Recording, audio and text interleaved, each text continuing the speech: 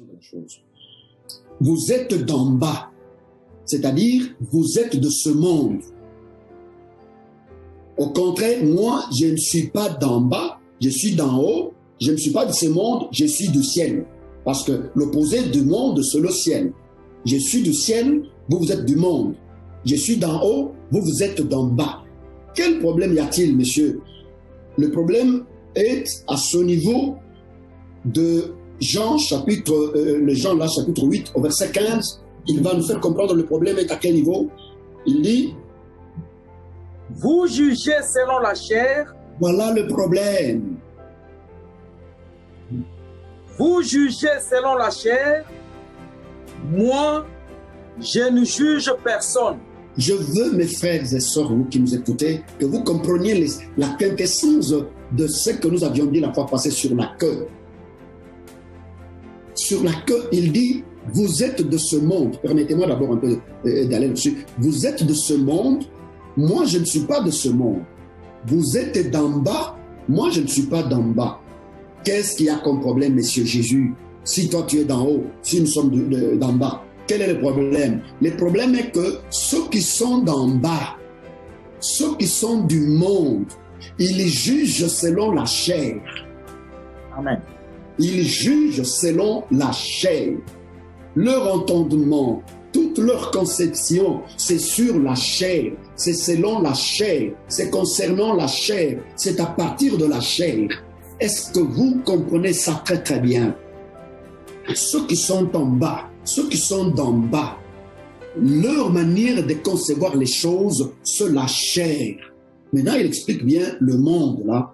Il explique, vous êtes du monde, moi je ne suis pas du monde. Vous êtes d'en bas, moi je ne suis pas d'en bas, mais moi je suis d'en haut. Et la différence est sur quoi? La différence est sur les manières de juger. Les manières de concevoir. Quand on parle du jugement ici, c'est la manière de préhender, hein, la manière d'apprécier, la manière de comprendre, hein, la manière, comment je peux dire, de pénétrer la chose de Dieu chez l'homme, sur laquelle c'est selon le matériel, c'est selon le charnel, c'est selon la chair. Voilà ce que Jésus explique. Voilà ce que je veux que le monde comprenne. Qu'il y a le monde, il y a le ciel. Il y a deux mondes. Il y a le monde céleste et le monde terrestre. Et quand Jésus parle du monde, il parle du monde d'en bas. Et le monde d'en bas a sa manière de juger les choses. Sa manière de juger les choses est laquelle? Sa manière de juger les choses, c'est une manière charnelle. Ça, c'est pour vous, même vous qui m'écoutez, vous qui me suivez maintenant, Jarius, Rose et Blaise, même vous, ça, c'est une grande leçon que vous devez retenir. Être d'en bas, c'est avoir un jugement charnel de la chair. Quand on dit charnel de la chair, c'est-à-dire avec les yeux des hommes, avec le sens humain, avec la dimension purement naturelle. Voilà le jugement de ceux qui sont en bas. Raison pour laquelle, si vous allez très bien comprendre là-dessus, raison pour laquelle, quand on rentre maintenant en 1er Jean, chapitre 4, maintenant, comprenez ce que Jean 4 va faire de tout ce que nous avons dit ici. Je voyais la même, je crois que c'est parti, oui. 1er Jean 4. Verset. On était au verset 5. Ils sont du monde. Eux, ils sont du monde. Maintenant, comprenez comment c'est que ça va s'embriquer. Écoutez bien ça. Très parfaitement, très harmonieusement, ça va s'embriquer. Il dit, eux, ils sont du monde. Ils sont du monde. C'est pourquoi ils parlent d'après le monde. Est-ce que vous comprenez? Vous êtes d'en bas, vous jugez selon la chair. Ils sont du monde, ils parlent d'après le monde. Parler d'après le monde, c'est-à-dire parler selon la chair. Et puisqu'ils parlent selon la chair, aux hommes qui habitent la chair, les hommes de ce monde-là les écoutent facilement. Amen. Voilà pourquoi ils les acclament. Voilà pourquoi ils les suivent. Voilà pourquoi ils n'ont pas difficile d'accepter ce qu'ils leur disent. Vous allez trouver ce que nous sommes en train de dire ici. Ça ne demande ni argent ni or. Mais quelqu'un ne veut pas ça. il cherche celui qui doit l'appauvrir, celui qui doit le mentir, le dépouiller de tout ce qu'il a. Et c'est celui-là qu'il va applaudir. Mais vous vous posez la question, mais de quoi s'agit-il? Ce que je lui donne est très, très clair. La lucidité de ce que nous enseignons, ça ne peut être aucune confusion, même pas de doute. Nous sommes en train de lire la Bible pour ceux qui se disent de chrétiens. C'est la Bible que nous avons. Mais vous trouvez quelqu'un qui vous haït comme ça, et qui vous hait plutôt comme ça, sans motif. Il ne veut même pas vous entendre parler. Et s'il écoute votre parole ou votre bande pour se vanter devant les autres, je ne peux pas perdre mon temps à écouter ces maniaques-là. Il vous traite de maniaque. Je ne peux pas perdre mon temps à suivre ça, c'est un aventurier. Il vous appelle même aventurier. Donc, nous devenons des aventuriers avec ce que nous disons ici, mais lui est un homme sérieux avec le mensonge et la sorcellerie qu'il est en train d'appliquer sur les gens. Pourquoi? Parce qu'il est de la terre, celui qui vient lui apporter, Dieu a dit, lui parle selon la terre, il n'a qu'à écouter celui-là. Reprends bien la dernière phrase, lit, c'est pourquoi... C'est pourquoi il parle d'après le monde. Il parle d'après le monde. Et le monde les écoute. Vous comprenez? Cependant, nous sommes des dieux. Là maintenant, il tombe. Il dit nous, donc différence. Nous, distinction. Nous, démarcation. Nous, pas de relation avec eux. Nous là, ce qui. Nous là. Maintenant, j'y vais d'une manière vraiment très classique. Nous là, ce qui. Répète la phrase. Nous sommes des dieux. Nous sommes des dieux. Nous ne sommes pas de ce monde. Allez-y. Celui qui connaît Dieu nous écoute. Écoutez ça, attendez. Nous qui sommes des dieux. Nous sommes des dieux. Dieu est au ciel, Dieu n'est pas sur la terre.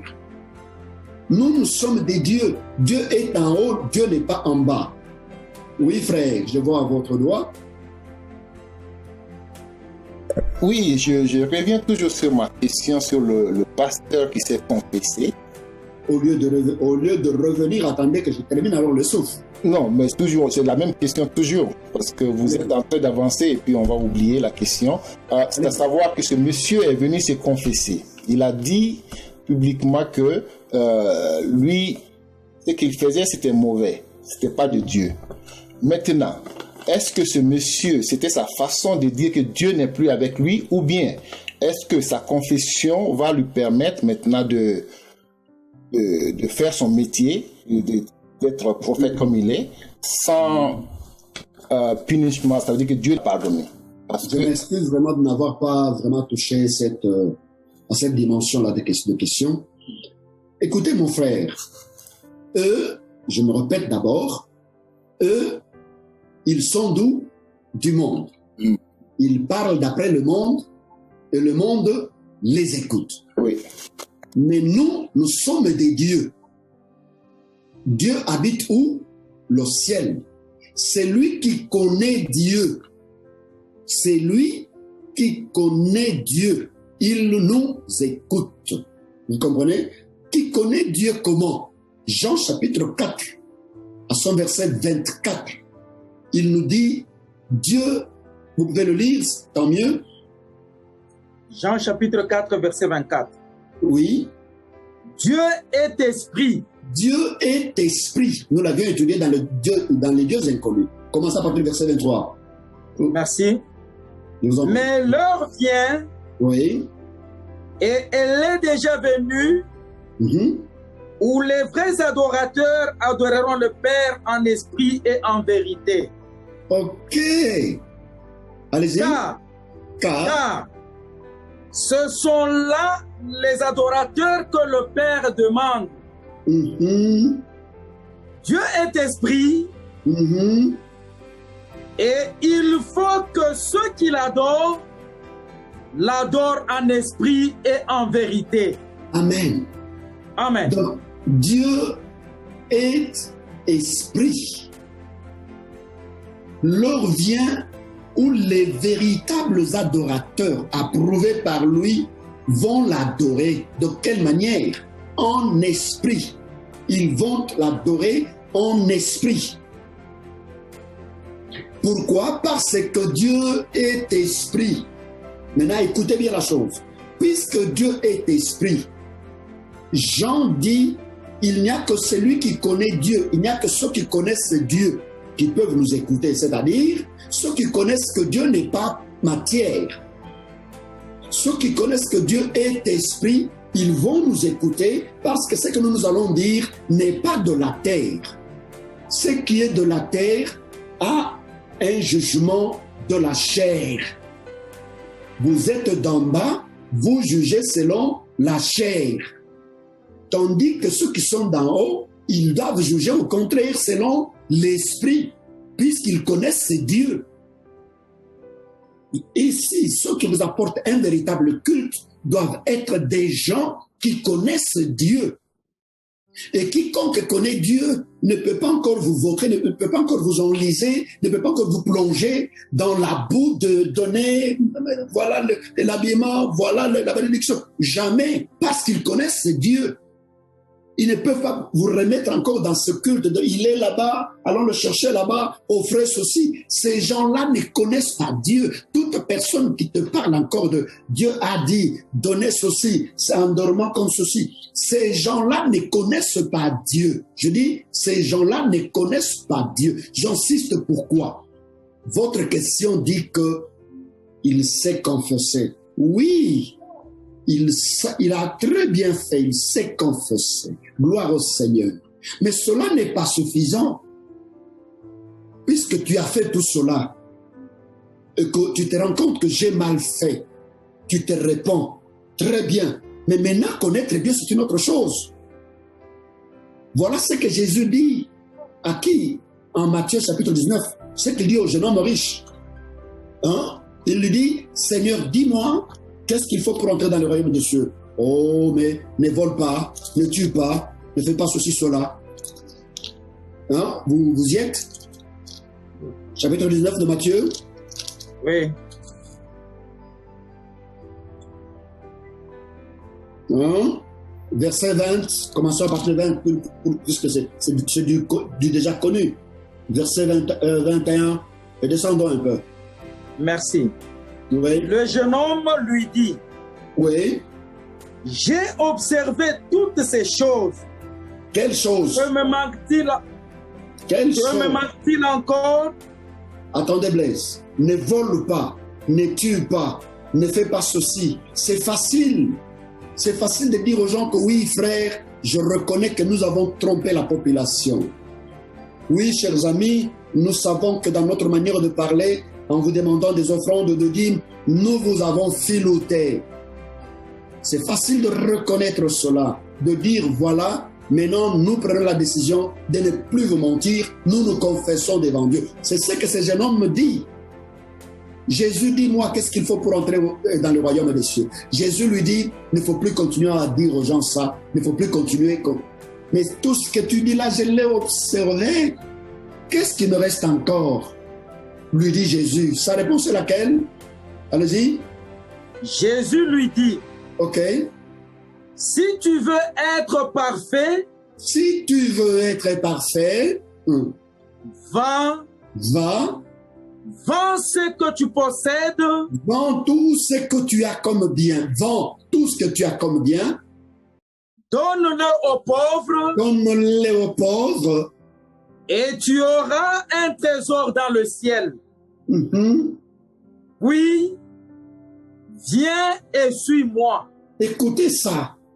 Jésus ne dit pas comme les pasteurs, va vendre tous ces biens-là et viens me donner la dîme. Jamais. Va vendre tout cela, apporte que ce soit pour le trésor de l'Église. Jamais. Jésus n'a pas besoin de ces biens-là. C'est une manière d'arnaquer le peuple, la population. Justement, c'est la question qu'on a posée au monsieur. On lui a demandé, est-ce que tu vas vendre tout ce que tu as eu avant? Est-ce qu'il pouvait accepter de vendre? Hein? Donc, on n'a rien, Jésus n'a rien demandé. Jésus ne dit pas va vendre et viens m'étonner. Jésus ne dit pas que ces biens-là sont impurs, moi je vais les sanctifier. Jésus ne dit jamais ça. Vous comprenez, frère Jarius? Mais Jésus lui dit, va, vends tout ce que tu as, donne-les aux pauvres, donne-les aux autres, pas à moi Jésus. Quel pasteur peut faire ça? Quel pasteur peut faire ça dans son église? Il guérit quelqu'un, lui dit, c'est que tu devrais me donner là-bas de nos pasteurs de l'église telle. Quel pasteur peut faire ça? Hein? Et vous trouvez que Jésus a fait ça, Matthieu chapitre 8. Il guérit quelqu'un, lui ne demande pas ce que Moïse avait prescrit. Il lui dit, ne me donne pas, va donner au sacrificateur. Amen. Pour qu'ils meurent eux-mêmes avec leur malédiction au cou. C'est ce qu'il dit à ces jeunes hommes. Va, vends et donne aux autres. Ce que je cherche chez toi, ce ne sont pas que biens. Ne crois pas que je suis venu chez toi parce que tu as des biens. Ne crois pas que tout ce que je te parle, c'est puisque tu as de biens. Non. Ce que je cherche, c'est toi. Toi, viens et suis-moi. Quoi de plus lourd qu'une demande pareille? Suivre Jésus, c'est autre chose. Suivre Jésus, c'est... Et la Bible vous dit que le jeune homme n'est pas... Continue la phrase, il dit... Après avoir entendu ces paroles... Après avoir entendu ces paroles... Le jeune homme s'en alla tout triste. Est-ce que Jésus l'a insulté? Qu'est-ce que Jésus lui a demandé? Sa boutique? Sa voiture? Sa femme? Ses enfants? Suivre Jésus, Jarius, retenez-le très bien avec le monde entier. Suivre Jésus, ce n'est pas chose facile. Vous avez bien dit que non, il s'est confessé. C'est bien, il s'est bien confessé. Mais maintenant, connaître Dieu, c'est autre chose. Puisque connaître Dieu, maintenant, c'est se mettre, qu'il advienne quelqu'un qui doit maintenant te faire connaître ses dieux. C'est ce que Jean dit. Celui qui connaît Dieu, mais il faut que quelqu'un te fasse connaître ces dieux-là. Tu as commis des erreurs, oui. Tu te rends compte que tu as commis des erreurs, oui. Mais maintenant, comment connaîtras-tu la vérité? Et maintenant, accepter de se mettre par terre pour écouter la vérité d'une autre bouche, ça, je vous assure que ça, c'est me demander la tête d'un lion. C'est pour ça que le monde est en train de mourir. Accepter de suivre l'instruction chez un autre. C'est facile de dire que je me confesse. J'avais commis l'adultère. En tout cas, j'ai trahi l'œuvre de Dieu. Alors là, les gens vont applaudir. Vous voyez, un grand homme de Dieu, il s'est confessé publiquement. Ça fait la gloire des hommes, mais ce n'est pas la gloire de Dieu. Tu peux dire tout ça. Tu peux raconter tout ça. Les hommes vont t'acclamer, mais ce n'est pas Dieu. Chez Dieu, il dit alors que celui-là qui connaît Dieu, lui, il va nous écouter. Il va nous écouter, pourquoi? Parce que nous parlons de ce que Dieu nous a enseigné. Nous parlons de ce que nous avons vu chez Dieu. Blaise, revenons en 1er Jean. Nous enseignons ce que nous avons vu. Et nous avons vu où? Ce que nous avons vu chez Dieu, auprès de Dieu. Puisque nous avions été les yeux pour vous auprès de Dieu. C'est ainsi qu'il dit, il n'y a que celui qui connaît Dieu, c'est celui-là qui nous écoute. Celui qui sait que Dieu est esprit, et est esprit, il va écouter la parole de l'esprit qui vient de Dieu. Au contraire, il va vous insulter. Et le verset 6 de dire, nous sommes des dieux. Nous sommes des dieux. Celui qui connaît Dieu nous écoute. Celui qui connaît Dieu nous écoute. Celui qui n'est pas des dieux, celui qui n'est pas des dieux, ne nous écoute pas. C'est-à-dire qu'il est de la terre, il est du monde. Il ne peut pas nous écouter. Allez-y. C'est par là que nous connaissons. Alléluia. Allez-y. C'est par là que nous connaissons l'esprit de la vérité et l'esprit de l'erreur. Je suis en train de respirer un souffle de... quand même, par moment, j'ai l'impression de te dire, de t'étouffer, de t'étrangler. Laisse-moi moi seul parler. Parce que quand je sens la succulence de ces choses, je me demande si le monde le comprend comme je suis en train de le comprendre.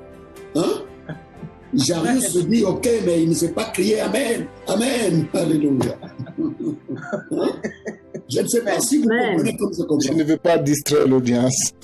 Non. Il faut que l'esprit crie là où il faut crier. Donc, c'est pourquoi c'est lui qui connaît Dieu, qui connaît que Dieu est esprit. Il écoute la parole qui vient de Dieu, puisque la parole qui vient de Dieu est esprit. C'est par là que nous connaissons l'esprit de quoi? De l'esprit de la vérité. Et l'esprit du mensonge. Amen. Donc, l'erreur, le mensonge, c'est quoi? Le mensonge, c'est le langage de ceux qui sont sur la terre. Le jugement selon la chair. Voilà le mensonge. Toute personne dans toute église où quelqu'un se met devant vous avec la Bible pour vous enseigner le royaume des cieux, nous irons, vous voyez, patati patata. Et dans tout ça, il tourne avec vous sur la chair. Notez bien que c'est un enseignant du mensonge. Notez bien que c'est la queue et non pas la tête. Et s'il est la queue, c'est une aberration. C'est une grossièreté de se voir alors prétendre dire « nous serons la tête ». Vous serez quelle tête? Parce que ce qui sort de votre bouche, c'est la terre. Or, la terre, c'est le mensonge. Donc, ce qui sort de votre bouche, c'est les mensonges. Mais à partir de quand vous devenez la tête?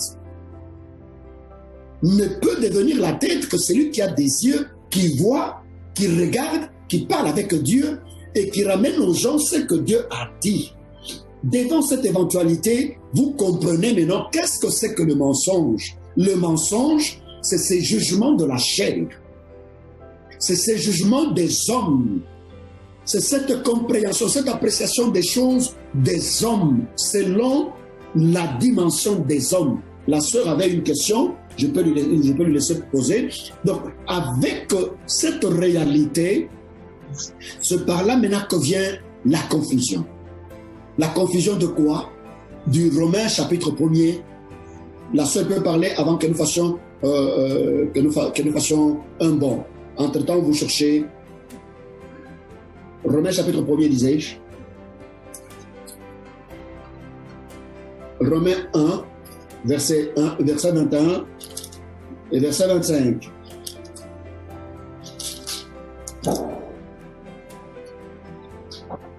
Je crois que le peuple du monde entier va bien asseoir cette notion sur le mensonge. Tous les pasteurs, je ne dis pas que tel ou tel, dans ton église, toi qui es en train de me suivre, dans ton église, dans ta chapelle, cathédrale, tout ce que tu veux, lorsque quelqu'un se tient devant vous pour commencer à vous dire « aimez-vous les uns les autres », si tu as la chemise, c'est ça, Dieu dit donne à ton prochain, c'est l'amour de Dieu. C'est un menteur, il ne connaît pas Dieu. Il ne connaît pas Dieu parce que quand tu vas me donner la chemise, demain la chemise va se déchirer. Tu n'as pas accompli cet amour normal de Dieu.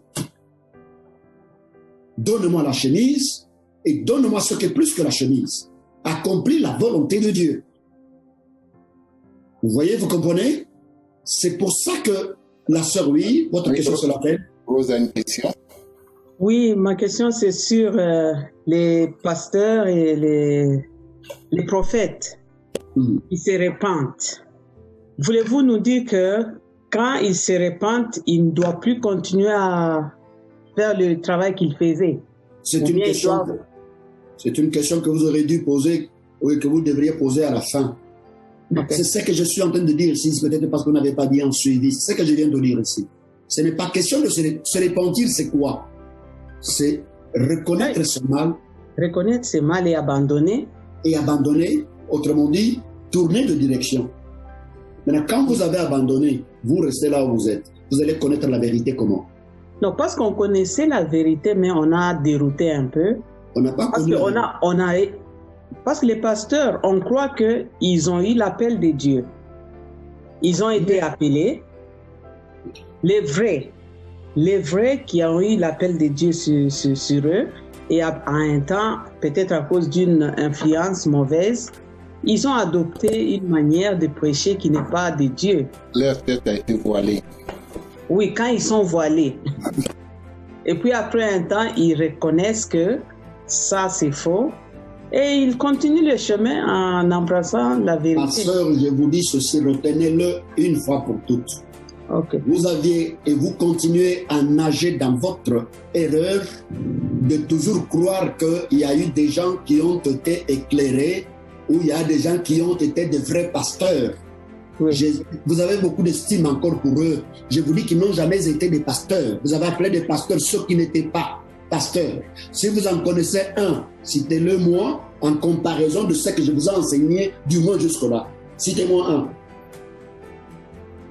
Du monde entier que vous connaissez, que ce soit par la voie de médias ou par n'importe quelle voie. Je ne vous ai pas encore enseigné, mais ne plus que ce que j'ai commencé. Citez-moi un seul que vous connaissez qui a enseigné ou qui enseigne des choses telles que sont venues vous enseigner. Vous avez cette nostalgie-là de toujours... Non, ce n'est pas une nostalgie, c'est une question que je me pose moi-même.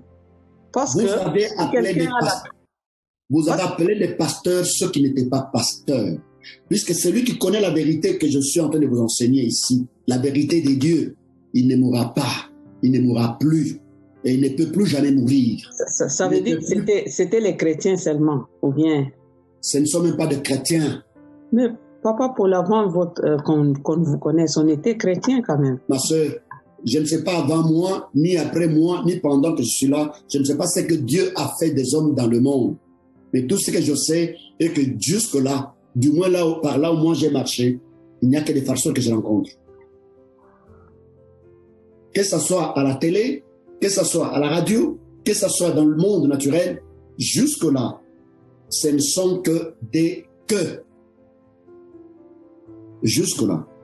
Même si vous trouvez quelqu'un qui peut prétendre dire, bon, moi je parle, il peut paraître être dans la vérité selon vous, puisque vous ne connaissez pas plus. Il peut vous épater avec quelques termes qu'il a pris par-ci, par-là. Mais pour quelqu'un qui connaît la vérité, il va aller avec lui jusqu'au sommet, il va finir par entrer par terre. Donc ce sont des choses qu'il a peut-être épuisées quelque part. C'est une connaissance qu'il a lue dans un livre quelque part. Il fait comment je peux dire, il tisse toute une natte, il fait toute une natte de toutes les connaissances qu'il a perçues par-ci par-là, et il vous vient, il vous dit, c'est la révélation, Dieu m'a parlé. Essayez un peu d'arrêter cette nostalgie-là. Il n'y a pas de vrais hommes de Dieu qui connaissent la vérité, mais il y a de vrais hommes de Dieu qui ont réellement la sincérité de servir Dieu. Est-ce que vous comprenez la nuance? Alors là, la vérité est difficile à connaître. Trop difficile, ne vous en faites pas. Je répète, il y a des hommes de Dieu, ok, qui ont l'amour de connaître Dieu, qui ont l'amour de servir Dieu, mais qui ne l'ont pas peut-être encore rencontré. Mais Dieu est là, c'est lui qui se révèle. Il ne peut pas se révéler à ces hommes-là directement. Si jamais cela était le cas, Dieu, cela entre dans sa souveraineté. Pour vous aider à bien vous caresser. Comprenez?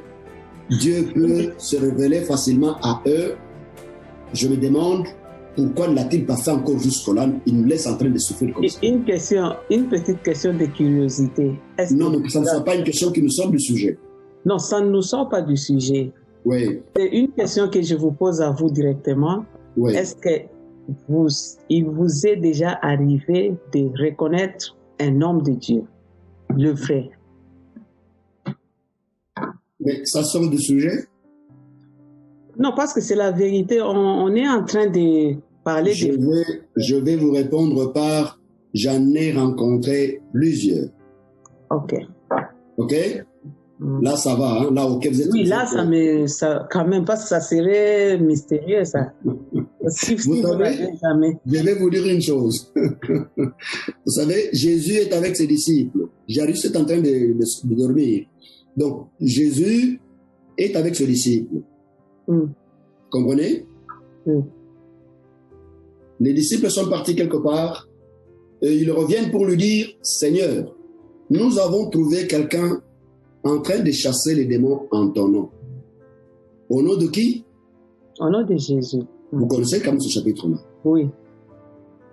Et nous lui avons empêché de continuer. connaissez la réponse de Jésus? Allez-y, vous la connaissez, vous êtes pasteur, allez-y. Oui. Non.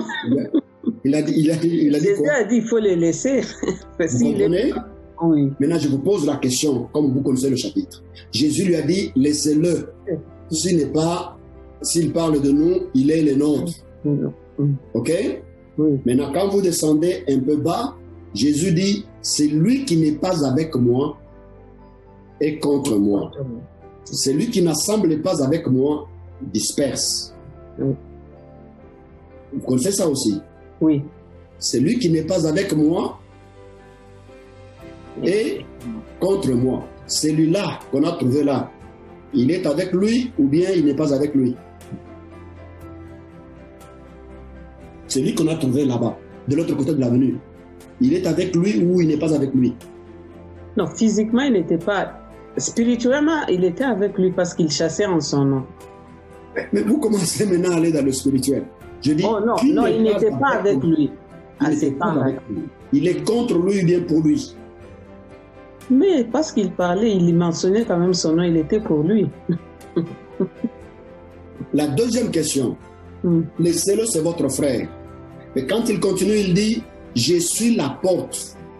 Tous ceux qui sont venus avant moi sont des voleurs et brigands. Je suis la porte. Personne ne peut aller s'il n'entre pas par moi. Si c'est lui la porte, ma sœur Rose, Jésus est la porte. Il a dit qu'il y a combien de portes? Une porte, la porte. Et maintenant, celui-là qu'on a trouvé là, lui est qui? Ah. Je ne sais pas. Mais à haute voix aussi, mais vous avez posé la question à haute voix. Bon, il n'utilisait pas la porte. Vous comprenez? Donc l'affaire de Dieu, madame, ce n'est pas ce qu'on nous a enseigné.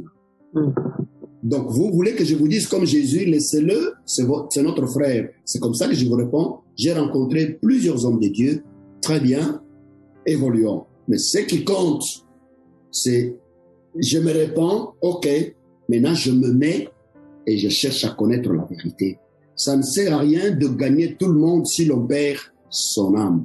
Si je ne connais rien et que je dis non, je me suis repenti, c'est terminé, je serai sauvé. Mais je suis l'ennemi de moi-même. C'est ça la question qui était posée par notre frère. C'est ainsi que je dis ceci. Je dis, aidez Dieu, c'est lui qui connaît Dieu. Et celui qui connaît Dieu, il nous écoute parce que ce que nous enseignons, c'est la vérité.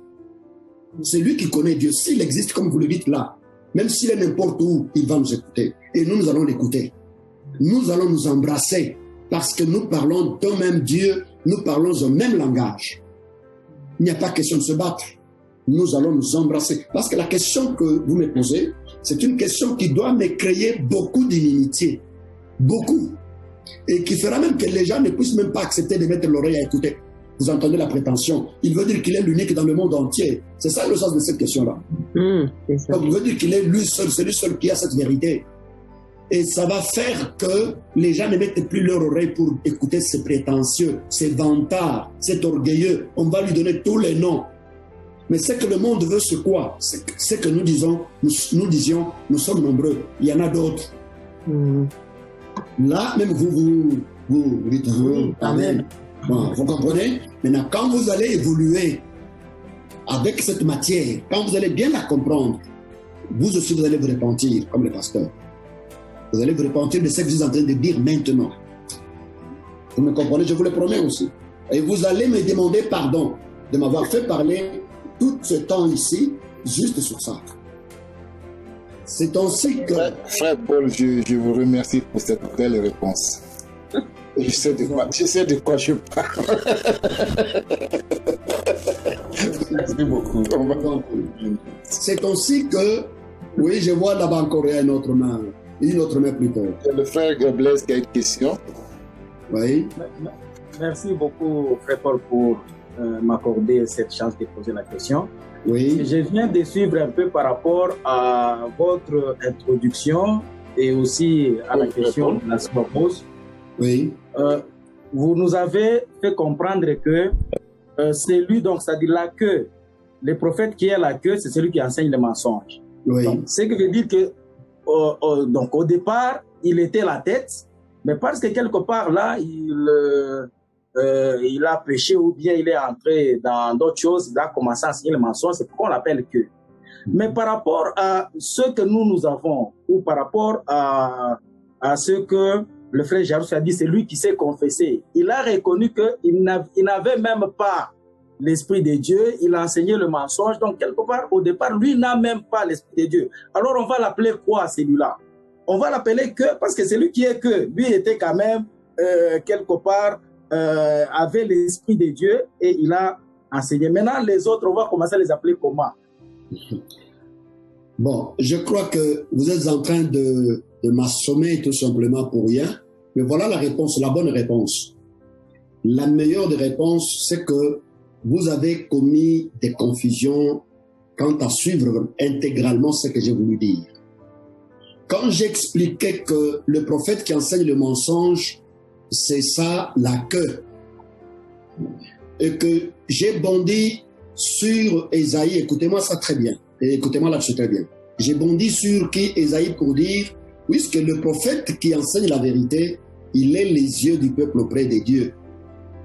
Je n'ai pas dit que c'est une seule personne, c'est-à-dire celle qui est les yeux là, lorsqu'il va déchoir, il va devenir la queue. Non, non, non, non, non.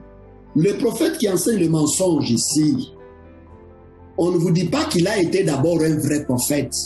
Tous les faux prophètes qui sont en train de sortir, est-ce qu'ils ont commencé par être des vrais prophètes? Non. Ce sont des faux prophètes. Ce sont des menteurs depuis le commencement. Ce sont des gens qui se mettent debout aujourd'hui, ils deviennent grands prédicateurs, ils commencent à faire tomber les gens, ils commencent à souffler, les gens reçoivent le Saint-Esprit, ils commencent à crier, les gens commencent à parler en langue. Et tout ça, il n'a pas commencé par être un vrai prophète. C'est un menteur, c'est un faux prophète. C'est ça la queue. De par sa nature, depuis son commencement, il est la queue. Et on l'appelle faux prophète. Jésus, quand il dit à Matthieu, plusieurs faux prophètes viendront en mon nom. Ça ne veut pas dire que tous ces gens qui viendront, ils vont d'abord commencer par être des vrais, c'est-à-dire ils vont être des apôtres de Pierre et de Paul, et par la suite maintenant ils vont tomber et devenir jamais. C'est là que vous avez fait naufrage quant à la compréhension de mon explication. Le faux prophète n'est pas forcément quelqu'un qui avait d'abord été prophète et puis devient faux prophète. Non. Le faux prophèt, il l'est, il a commencé le travail sans connaître. C'est comme Maman Rose, Papa Jairus. Vous allez vous rappeler que nous avons reçu quelqu'un ici qui nous donne un témoignage de son ministère, que j'ai rêvé, je voyais le pasteur s'il buvait, et après le rêve, le matin, j'ai vu le... Donc, à partir de je rêvais, c'est aussi le plus grand prédicateur, un grand pasteur. Vous voyez un peu ça? Est-ce que vous vous rappelez encore? Jairus est en train de rire. Rose fait semblant, mais la vérité est têtue. Est-ce qu'il a commencé par être vrai et puis il est tombé? Non. Donc vous m'avez mal compris, comme qui dirait, devient faux prophète, celui qui était d'abord vrai prophète, c'est-à-dire il était d'abord la tête, et puis on lui a enlevé les yeux. Non, non. Là, nous sommes allés pour expliquer un autre sens de qu'est-ce qu'on appelle la tête. On est tête quand on dit vrai, quand on est les yeux du peuple auprès de Dieu, on est tête. On est faux, on est que quand. On est que quand on est en train de mentir. On est en train de dire aux gens des choses qui ne viennent pas des dieux. C'est ça le faux prophète. C'est ça les menteurs. C'est ça la queue et non pas la tête. Je crois que, j'espère que là vous m'avez bien compris. Oui, frère Paul. Oui. Si je vois l'explication du mot prophète, par exemple, mais pourquoi Jésus dit plusieurs faux prophètes viendront à mon nom?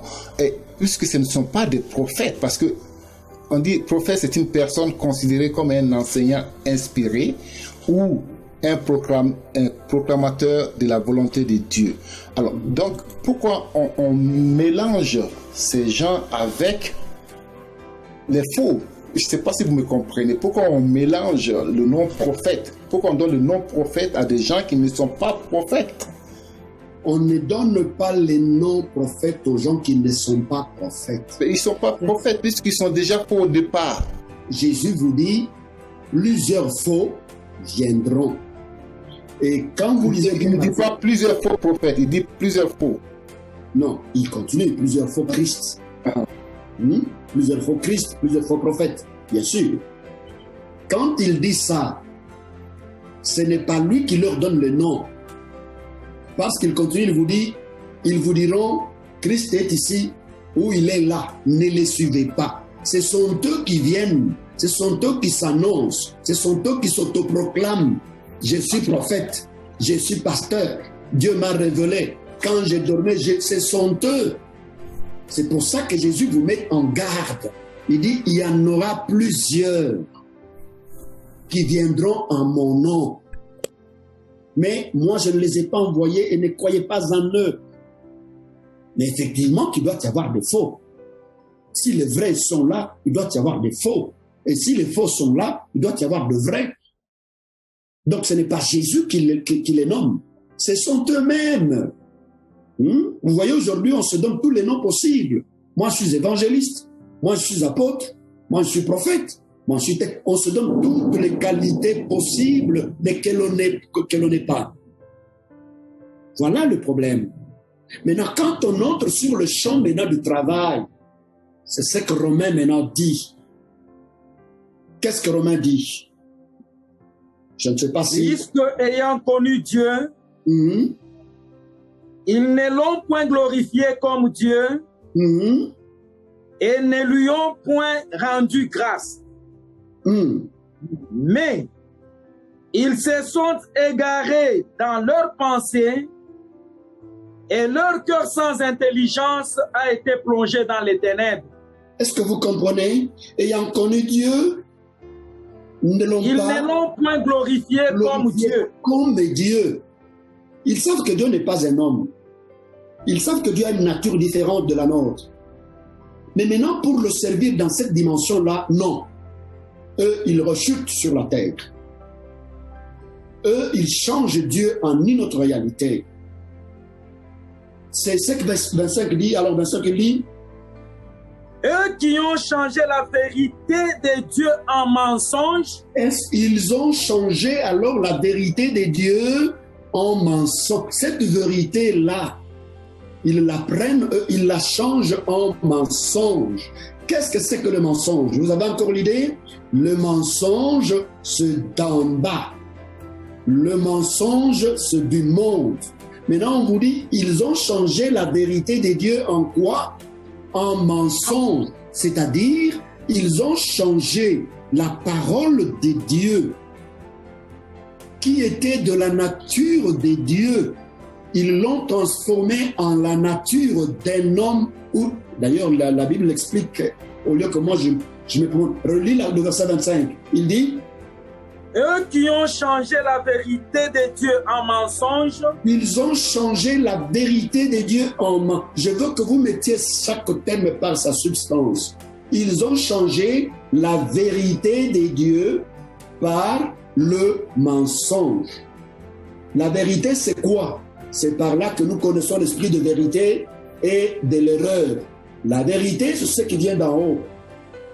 Donc, ils prennent ce qui vient d'en haut là, ils changent en quoi? En mensonge. Mensonge, c'est quoi? C'est la terre. Donc, c'est-à-dire qu'ils se servent toujours de la même Bible. C'est ce que nous avons dit, l'aigle, il va s'envoler. Allez, mais pour finir, il vous rapporte la souris de la terre. Ils changent la vérité en mensonge. Allons-y. Et qui ont adoré et servi la créature au lieu du Créateur qui est béni éternellement. Amen. Amen. Je ne sais pas si vous allez comprendre ça, le monde entier. Ils ont changé la vérité de Dieu en mensonge. C'est-à-dire, ils ont transformé la parole qui devrait parler des choses d'en haut. Ils ont transformé cette parole dans les choses viles de la terre. Quelles sont ces choses? Voilà l'éclosion de la situation. Amen. 3 Jean qui vous dit, criez. C'est 3 Jean, le chapitre, donc le chapitre flèche. 3 Jean, verset 1er au verset 2. Verset 1er même d'ailleurs. Il dit, l'ancien Gaius, le bien-aimé que j'aime dans la vérité. Bien-aimé, je souhaite que tu prospères à tous égards et sois en bonne santé comme prospère l'état de ton âme. Vous comprenez? Je souhaite que tu prospères à tous égards. Je voudrais attirer l'attention de l'humanité sur une petite notule très anodine, mais qui a tout transformé, comme Romains, si vous avez bien compris la transaction, comment nous avons fait la transaction. Romains 1er, il nous dit, ils ont transformé la vérité de Dieu en mensonge. C'est ce qui est ici, dans ce grand chapitre encore, prospère à tous égards. Alléluia. Donc, c'est l'unique verset dans la Bible qui enseigne la prospérité dans l'Église du Christ. C'est l'unique verset dans la Bible dont se servent les pasteurs pour pouvoir s'amasser tous les trésors qu'ils ont aujourd'hui. C'est l'unique verset dans la Bible à partir duquel il y a des monticules, des monuments, donc des forteresses de richesses construites sur Dieu a dit, l'Esprit a dit, prospère à tous égards. Il est dit, nous devons prospérer à tous égards. Frère Jarius, prospère à tous égards. Amen. Les enfants de Dieu ne doivent pas être secs comme ça, comme si vous souffriez de quoi chose. Vous devez prospérer. Ça, c'est le monde entier. Ça, c'est l'humanité entière. Voilà les enseignements de faux prophètes. Je dis, voilà les enseignements de faux prophètes. Nous décortiquons l'un après l'autre. Nous n'inventons rien. Nous n'utilisons que ce que vous avez en circulation. Or, quand on lit très bien ce verset, comme il dit prospère à tous égards, si ça veut dire nous devons avoir des biens matériels, nous devons être prospères en tout ce que nous faisons. Chaque chose qu'un enfant de Dieu touche, ça doit être béni. Chaque terre où l'enfant de Dieu piétine, ça doit être béni, puisque Dieu a dit à Josué, toute terre où se posera ton pied, je te la donnerai. Prospère à tous égards comme prospère ton âme, l'état de ton âme. Nous devons, si c'était cela, frères, dans le monde, est-ce que vous ne voyez pas que les Écritures vont se contredire quand on lit en 1 Timothée, chapitre 6, verset que nous avions lu la fois passée, 9 jusqu'à 11. Est-ce que vous ne voyez pas que l'apôtre ou les apôtres, l'esprit dans les apôtres s'est contredit?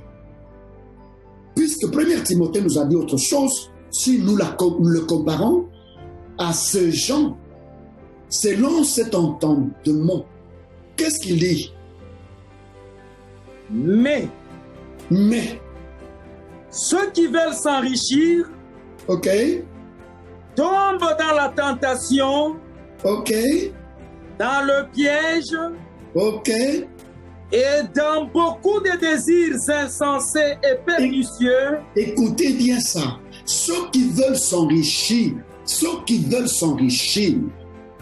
ils tombent dans beaucoup de tentations, dans beaucoup de pièges. Mais ça, c'est trop affolant. C'est trop affolant. Qu'est-ce que l'apôtre veut dire? Ce qu'il veut dire, remonte un peu verset 5 là. Écoutez ce qu'il veut dire. Allez-y. Verset.